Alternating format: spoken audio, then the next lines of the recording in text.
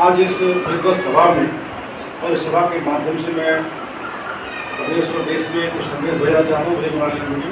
माँ बाप ने जन्म दिया, पाला, संविधान ने पढ़ाया, आगे बढ़ने का अवसर दिया और आज हम आज़ादी के बाद तीसरी पीढ़ी धर्म का अंगुली पकड़कर ध्वज लेकर आगे बढ़ और हमारा कदम आगे बढ़ रहा है।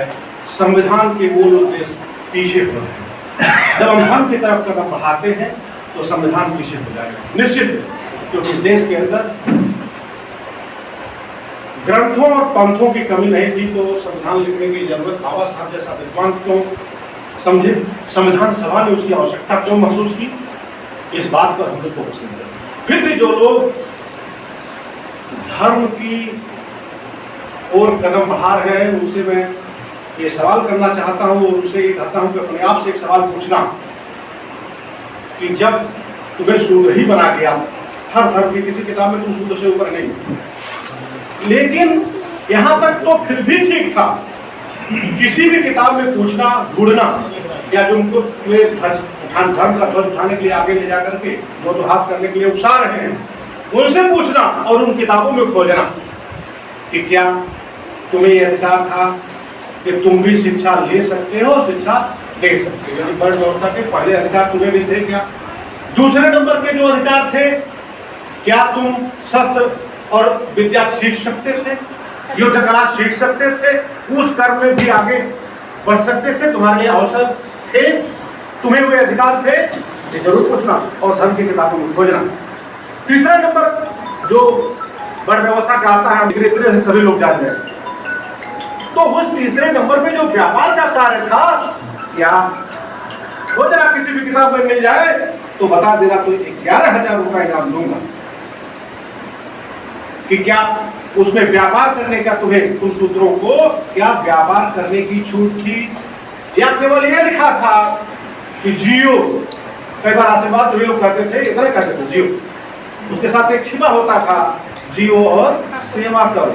आगे जिया बच्चा जिया, ये आशीर्वाद नहीं, जिया यानी जियो और सेवा करो। एक चीज तो सेवा का ही, चौथे वर्ण को सेवा का, तीनों वर्णों का सेवा का अवसर केवल था, दूसरा कोई अवसर नहीं था। और जिस किताब में मिल जाए बताना, 11,000 रुपए भारतीय पिछड़ा शोषित संगठन की तरफ से मैं अकेले वहन करूंगा और हमें हमारे साथियों द्वारा सहयोग होगा, मैं देने का काम करूंगा। और संविधान की किसी भी लाइन में खोजना, क्या तुम्हारे लिए कोई अवसर नहीं? संविधान की किसी भी लाइन में खोजना तुम्हें अवसर है कि नहीं है?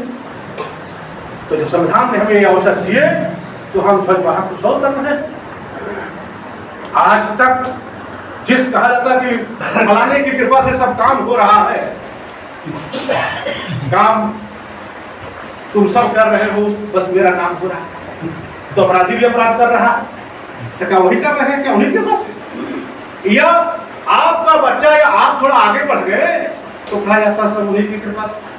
तो भैया हमारे बच्चे परिश्रम करके तो कहीं आगे बढ़ गए, उसको तो कह दिया जा रहा है। एक चीज जो दिखता है स्पष्ट रूप से, चाहे वो हमारी किसी भी पीढ़ी पहले की चारपाई पर बैठने का रहा हो, चाहे वो कुर्सी पर बैठने का रहा हो, क्या बैठाते थे? या इतनी कंठी माला भजते भजते जीवन भर बुजुर्ग होकर मर गए, कई हजार वर्ष बीत गए और कितनी पीढ़ियां गुजर गई। क्या संविधान से पहले वो सब आकर के आपको अधिकार मिले थे?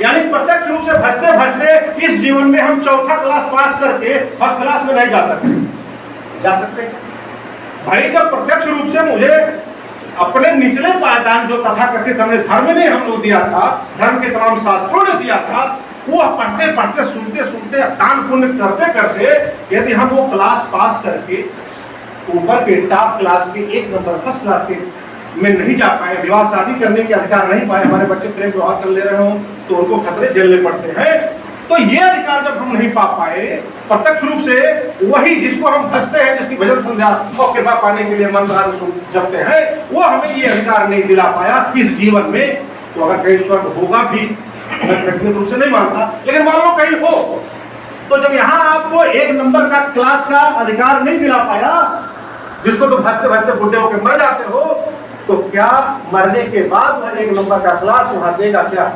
इसलिए संविधान हर हाथ में हो, संविधान की बातें, नौजवानों, समर्थ लोगों, ये आप बीड़ा उठाइए, अपने अपने गांव में संविधान का पाठ करवाइए। ज्यादा न करवा पाइए तो मौलिक अधिकार का पाठ करवाइए, और मौलिक अधिकार के हर पाठ में पूछते रहिएगा कि किस धर्म की किताब में लिखा है। जैसे समता का अधिकार का कह दिया गया अनुच्छेद 14 से 18 किस धर्म की किताब में लिखा है, बता दो।